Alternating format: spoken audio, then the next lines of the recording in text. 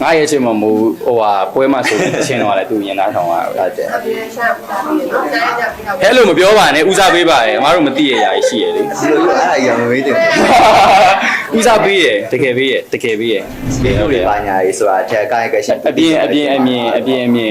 ်နဲ့ဆုံးဖြတ်လို့မရတကယ်ကိုရှိုင်းကျွန်တော်အများကြီးကြည့်ပြရအများကြီးရှိရတချို့ client တွေကဒါရှိုင်းနေတဲ့လုံးလုံးချင်လို့ရှိတယ်ကျွန်တော်လည်းလုပ်ချင်လို့ရှိတယ်အဲ့တော့သူတို့လုံရင်းလေးပေါ့ကျွန်တော်တို့ရောက်လို့ပြောရင်တော့လုံးနေဘတ်ဂျက်မကိုက်ဘူးမတက်နိုင်တာတွေပါရှိတယ်ကိုလုံးချင်တယ်လုံးသူ့ရဲ့သူနဲ့လုပ်ဖြစ်တဲ့ခါကလည်းတချို့ဟာလေးမှာဒီငယ်ပွဲသွားတာရှိတယ်တကယ်တော့တုံတာများပါတယ်တုံလို့လည်းအများကြီးပဲ လည်းရှိပါတယ်ဟုတ်ပြီးတော့ရှိုင်းတို့စီရက်လေးလည်းညီရတယ်နော်အဓိကရက်လေးညီရဲ့အချိန်မှာလည်းရှိုင်းတို့လက်ခံထားတဲ့ဇာတ်ကားလေးရှူတင်လေးရက်လေးရချိုးပေးထားတာလေးရှိတော့အနီးကပ်မှဆိုလို့ရှိရင်ရှူရက်လေးကမရလိုက်တာလေးရှိရပါအားကြောင့်မလို့မဆုံးပြကြပါဘူးဟုတ်တယ်ဒီတိုင်းပါရှိရဆိုရင်ဟုတ်စီးရက်ကရှည်သွားတော့ဟုတ်တယ်တချို့ပွဲလာရှိတဲ့အခါကျွန်တော်သွားလို့ရတယ်ပြီးသွားလို့မရဘူးသွားလို့အလဲကြတယ်ကျွန်တော်တို့လဲကြတယ်ပြီးတော့နောက်လာတွေလည်းဆိုင်ရက်တွေအများကြီးပဲရက်တွေအများကြီးမျောနေရဆိုလို့ရှိရင်အများကြီးပဲဟိုရေဘူးဆောင်ပြီးတာလည်းကိုမြင်တာဒါယူချင်းမင်းနေကုန်တော့တကယ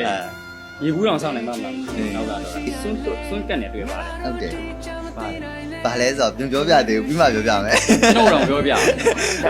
ြချိုင်းတို့နှစ်ယောက်ဒီဘယ်လိုပြောမလဲအလုပ်လုပ်တဲ့အချိန်မှာသူ့ရဲ့အလုပ်ကိုယ့်ရဲ့အလုပ်ဒါ schedule လေးမတူတော့တဲ့ဥစ္စာပဲရှိတာချိုင်းတို့နှစ်ယောက်ဒီဒါတကယ်ကိုဒီကိုတန်အောင်စင်တဲ့အတူတူစူးစမ်းခဲ့ကြတာဖြစ်တဲ့အတွက်ကြောင့်မလို့ဘယ်လိုပဲရှင်းနေဘယ်လိုနေရာပဲရောက်ရောက်ဒါစီစီလုံးလုံးနဲ့တိုင်တိုင်မင်မင်နဲ့ရှိကြတယ်ဗီတာကကျတော့သူကဘယ်လိုပြောမလဲဘယ်လိုလွဲမှာပါလဲဆိုလို့ရှိရင်မဟုတ်မခံပုံစံမျိုးလေးပေါ့နော်သူ့ရဲ့ site လေးကကြတော့သူပြောရချင်းသူကိုယ်ဝင်နေလို့လက်သူပြောလိုက်မယ်အဲပြောလို့ရှိရင်သူပြီးသွားပြီအဲပြောလို့ရှိရင်လည်းနောက်တစ်ခုသူကအဲ့လိုမျိုးစီစဉ်ရတာဥဆောင်ရတာတွေးခေါ်ရတာဆိုလို့ရှိရင်သူကပို့ပြီးတော့ဟိုပြောမယ်သဘောကျတယ်ပေါ့နော်သဘောနဲ့တရားရောအများကြီးပဲအပြီးတော့ကျွန်တော်တို့တွေကဟိုတိုင်တိုင်မင်းသေးသေးလေးကတော့ရှိနေတော့မယ်အရာအလုံးကပုံမှန်တိုင်းပဲဘာမှပြောင်းလဲမသွားဘူးဒါပေမဲ့တချို့အလုပ်ငန်းလေးတွေမှာကျတော့ဟိုဒါတိုင်းနဲ့လုပ်လို့ရှင်တဲ့ client ရှိတယ်လို့ကျွန်တော်လည်းလုပ်လို့ရှင်တဲ့ client လည်းရှိတယ်အဲ့လိုမျိုးလေးမှာတစ်ခါတလေဟိုဒါတီးတန့်လေးတွေဖြစ်ပေမဲ့အားလုံးကတော့ဒီရိုက်ကူးမဲ့ဟာဆိုလို့ရှိရင်လည်းကျွန်တော်လည်းအဲ့လိုမျိုးစကားတွေချပြောပြတယ်ကျွန်တော်ရိုက်မဲ့ဟာဆိုလို့ရှိရင်စကားတွေချပြောပြတယ်ပြီးတော့ကျွန်တော်လုပ်မဲ့ activity ကိုလည်းသူပြောပြဖြစ်တယ်အဲ့လိုမျိုးအရာအလုံးကတော့ညှိနေနိုင်တဲ့ပုံမှန်တိုင်းပဲရှိကြအောင်ပြီးတော့ဟုတ်တယ်သူပြောသလိုပါပဲကျွန်တော်ကတော့အဲ့လိုမျိုးတစ်ခုဆိုလို့ရှိရင်တော့ဟိုမဟုတ်ကန်တင်းနဲ့ပြီးတော့အဲ့လိုမျိုးခါလေးသူ့ပါသူ့တယ်ပေါ့နော်အဲ့စိတ်လေးကတော့ရှိပါတယ်အဓိကတော့ဟိုကျွန်တော်တို့နှစ်ယောက်ကဒါအခုဆိုလို့ရှိရင်လည်းအားလုံးဟိုအများကြီးတတိထားမိလာတဲ့ဒါအမြင်နဲ့ဆိုတိုင်းတက်နှစ်ယောက်အစိုးရတတိထားမိတဲ့အပေါ်မှာလည်းဒီနှစ်ယောက်တူစူးစမ်းခဲ့ရတယ်အများကြီးပဲဆိုတော့အခုဒီလည်းတစ်ခုဆိုလို့ရှိရင်တော့ဒီကြတော့ဟိုတိုင်ပင်ရမယ်ဆိုရင်တော့ကိုဒီကိုနှစ်ယောက်ပဲပို့ပြီးတော့တိုင်ပင်ဖြစ်တယ်ပြီးတော့ကျွန်တော်တို့နှစ်ယောက်ဟိုစီးလုံးနဲ့လောက်ရမယ့်ဟာဆိုတော့လုပ်တယ်အခုဆိုလို့ရှိရင်လည်းလောက်တော်များများဆိုလို့ရှိရင်လည်းသူကိုယ်တိုင်လည်းဟိုဒီ data ဆင်းတော့ဘယ်လိုလုပ်မလဲခါညာဆိုတော့အခုဒီကိုအဲ့လိုမျိုးရှင်းနေရတော့ရှိတဲ့အတွက်ကြောင့်မလို့ကျွန်တော်တို့နှစ်ယောက်ကတော့အခုလိုပါတနည်းအားဖြင့်မရောက်ပါဘူး။တန်းကြောင့်တလန်းမဲ့ချားရတယ်။တနည်းအားဖြင့်မရောက်ပါဘူး။အဓိကတော့အဲ့လိုမျိုးတချို့အလုပ်လေးကြတော့အတူလာလေးပေါ့နော်။ပြီးတော့ဒီတို့ဒီတွေမှာဆိုရင်လည်းကျွန်တော်တိတ်ပြီးတော့အဲ့လိုမျိုးလုပ်ဖို့ရှင်နေတဲ့အားဖြင့်ဒါမပါဖြစ်တာတော့အဲ့လိုမျိုးနဲ့ပွဲတာပါနေတော့လုပ်တော့မများတော့တူပဲလာနေတာများပါ။သူကဘယ်လိုမျိုးလဲဆိုတော့တခြားသူနဲ့ဆိုတော့မပြီးဘူးကျွန်တော်နဲ့ဆိုလို့ရှိရင်တော့တော်တော်လေးဟိုလိုက်နာအကြီးဆိုပေမဲ့လည်းနားလေပြီးသွားတယ်နားလေပြီးတော့ပါပါတယ်အဲ့လိုမျိုးတိုက်ဆိုင်တာမျိုးတော့ပြီးဆိုတာဟိုကျွန်တော်ပုံစံနေတယ်လို့ဥမွေနေနေနဲ့ဒီဟာဆိုကျွန်တော်ဒါဆိုကျွန်တော်လုပ်ပေးနိုင်တယ်ဒါဆိုကျွန်တော်ကြိုက်တယ်ဒါဆိုတော့ကျွန်တော်လုပ်ပေးလို့မရဘူးကြိုက်တယ်သူဒီလည်းကျွန်တော်ပြောတဲ့ဟာကိုလက်ခံတယ်ပြီးတော့သူပြောလို့ရှိရင်ကျွန်တော်နားထောင်ပြီးရဆိုကျွန်တော်တို့ကမှာတော့အထူးတလည်းညှိနှိုင်းရတာအခုကြီးကိုတိတ်ရှိဘူးပါဥပမာဟို commercial တစ်ခုကိုဒီရိုက်တော့မယ်ဆိုရင်တော့မှဟိုဘယ်ကြောနေမယ်နောက်တစ်ပုံကျရင်ဘယ်လိုနေပေးမယ်အဲ့လိုမျိုးကစားကျွန်တော်တို့ကဟိုအရင်ကတည်းကလည်းဒါ demonstrate ဖြစ်နေပြီးသားဆိုတော့အထူးတလည်းညှိနှိုင်းရတာတော့ရှိပါဘူးအောင်မြင်ဒီဆိုင်တယ်နော်ကားကိုဒီဆိုင်တယ်နော်ဟုတ်ဒါပေါ့ကျွန်တော်ညီကိုနှစ်ယောက်ပဲရှိရအောင်ကျွန်တော်ညီကိုနှစ်ယောက်ဒါကိုကျွန်တော်ဒီဆိုင်ရရင်လည်းပေါ့နော်ကျမ်းမာရေးရောက်လာတယ်လေရောက်လာတယ်မအားတဲ့ခြားဆိုင်မှာပြောလို့ပဲမအားတဲ့ခြားတွေကဟိုချိန်ပြီးတော့ရောက်လာတယ်ပြောလို့ရှိရင်သူကိုယ်တိုင်ကိုပြုတ်လို့ပြီးတယ်ဆေးရုံနော်တရားမှာဆေးရုံတော့လည်းအဲ့လိုမျိုးတော့တရားမှမပြတ်ဘူးအဲ့တော့ဒီလက်ဆောင်တွေလည်းပို့ပြီးတယ်မိုတီတက်အောင်ပြီးတော့လက်ဆောင်တွေပို့ပြီးတယ်စားချင်တာမှစားချင်တော့ဆိုင်တော့အဲ့လိုမျိုးပေါ့နော်ဒီပို့ပြီးရှိပါတယ်လို့ဘုမောကိုင်းဖက်သွားတယ်ကိုလူတွေကဒါညီကိုရင်းပေါ့နော်အဲ့လိုမျိုးခံစားချက်ပေါ့ဒါကိုကြီးတိုင်းဟောဒီကျွန်တော်တို့ဒီမှာ ရှိုင်းလုံးရောက်သွားတဲ့ပုံစံကကျတော့ဒီသွားတဲ့အပေါ်မှာအလုပ်ကိုပြန်စူးစမ်းထားတယ်ပြောလို့ရှိရင်လူရှိရဲ့မိတာပြည့်တဲ့ပုံပေါ့အားလုံးစစ်စစ်လေးလေးစူးစမ်းပြီးတော့သွားတာဖြစ်တဲ့ကြောင့်မလို့စစ်ပြီးပါတယ်ဒီကအထိပ်ပဲရှိုင်းကအဆက်ကိုစားနိုင်ဘူးတော့လုံးဝမစားနိုင်တာဆိုတော့သူကအဆက်ဆိုရင်စားလို့ရှိထိပ်ပြီးလို့ရှိရင်ကျွန်တော်တို့နှစ်ယောက်ဆိုလို့ရှိရင်ဟိုပန်နေလက်ဆောင်ပြည့်ဖို့ဆုံးရှိရပေါ့အဲ့လိုမျိုးဒါဆိုရင်ခုကျွန်တော်အဲ့ဒါကိုဝတ်လာပြီဆိုလို့ရှိရင်သူကလည်းအဲ့ဒါကိုအဲ့လိုမျိုးနှစ်ယောက်ကလေဘာမှမတိုင်နေမင်းနဲ့အဲ့လိုတူတဲ့အရာတွေရမ်းရသုံးဆောင်လေးတွေကစားကန်ဆက်တာအခုဒါကျွန်တော်တို့နှစ်ယောက်လုံးစူးစမ်းတဲ့အရာထင်လာတာနှစ်ယောက်ပေါင်းပြီးတော့ပြီးသလားရနေတယ်ဆိုတော့ဒါနှစ်ယောက်ကတော့ပြီးတော့နော်ဟိုရှေ့ရှေ့ဒီခုချိန်အထိရှိုင်းလုံးမှာချစ်တဲ့လူတွေဘယ်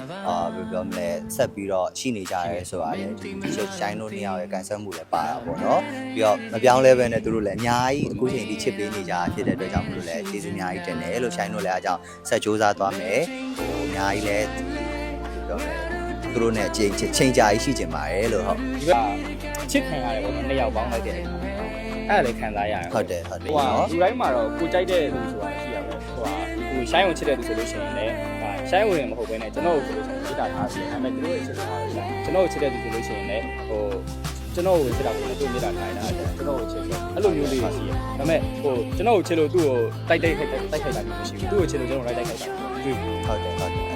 တယောက်အောင်မြင်တဲ့အချိန်မှာဘေးကဒီနောက်တစ်ယောက်ကလက်ခုပ်တီးပေးဖို့အဆင်သင့်မယ်ဒီဘယ်အချိန်ဘယ်ခါပဲဖြစ်ဖြစ်ကူညီပေးဖို့ဖေးမပေးဖို့ကအများနဲ့ ready ဖြစ်နေကြတယ်ပေါ့နော်ပြီးတော့ဒီကကျတော့ China မှာ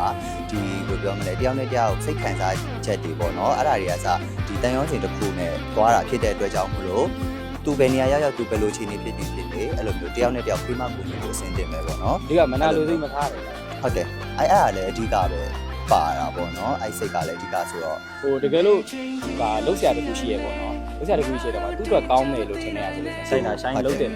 ဆိုင်လုံးကိုလောက်ရမယ်ဒါကြတော့အဲ့လိုမျိုးသူဆိုလို့ရှိရင်လည်းကျွန်တော်လုံးကိုလောက်ရမယ်ဟာမျိုးဆိုလို့ရှိရင်အဲ့လိုထောက်ခံပေးရပါသူ့အတွက်အဆင်မပြေလို့သူမလုပ်ဖြစ်ဘူးဆိုလို့ရှိရင်တော့မှကျွန်တော်လုံးကိုလောက်ရမယ်ဟာမျိုးဆိုသူကဒါကို support တယ်ကျွန်တော်ဆိုလို့ရှိရင်လည်းကျွန်တော်တို့အဆင်မပြေတဲ့အရာလေးရှိတယ်ဒါပေမဲ့သူဒါကိုလုပ်လိုက်လို့ရှိရင်သူ့အတွက်ပို့ပြီးတော့ကောင်းနိုင်တယ်ဟာမျိုးဆိုလို့ရှိရင်ရှိုင်းကဒါကိုတော့လုံးကိုလောက်ရမယ်တော့ရင်းလို့မရဘူးအဲ့လိုမျိုးဒါအဓိကတယောက်နဲ့တယောက်တိုင်ပင်ဖြစ်တယ်ပေါ့နော်ဘယ်ຢာလေးတွေမစိုးတယောက်နဲ့တယောက်တိုင်ပင်ဖြစ်တဲ့အချက်လေးရတယ်ဒါရှိုင်းတို့နှစ်ယောက်ကိုပို့ပြီးတော့ဘယ်လိုပြောမလဲရင်းနှီးမှုရစီတယ်လို့လည်းထင်တယ်ပေါ့နော်တယောက်နဲ့တယောက်ပဲ project တွေပဲဖြစ်ပဲလုပ်လေးပဲဖြစ်တယောက်နဲ့တယောက်တိုင်းတိုင်းရှိကြတာလေဒါအဓိကမဟုတ်ပါဘူးသူကကျွန်တော်စကားနာတော့နောက်ဆုံးပိတ်သွားပြီပိတ်နေတယ်ဝေးနေပြီမဲ့နောက်ဆုံးဟမ်အလုပ်ကိစ္စဆိုလို့ရှိရင်ကကျွန်တော်ဆုံးဖြတ်ပေးရတယ်သူကခါရသူကတကယ်တော့စီမီယာလေနော်ဒါပေမဲ့ဟိုကျွန်တော်ဆုံးဖြတ်ပေးရတယ်သူကကျွန်တော်ကသိရတိုင်းကျွန်တော်တစိုးတိုးဆိုရလေအဲသူကခါလေးကြလို့လုပ်လိုက်ပါဆို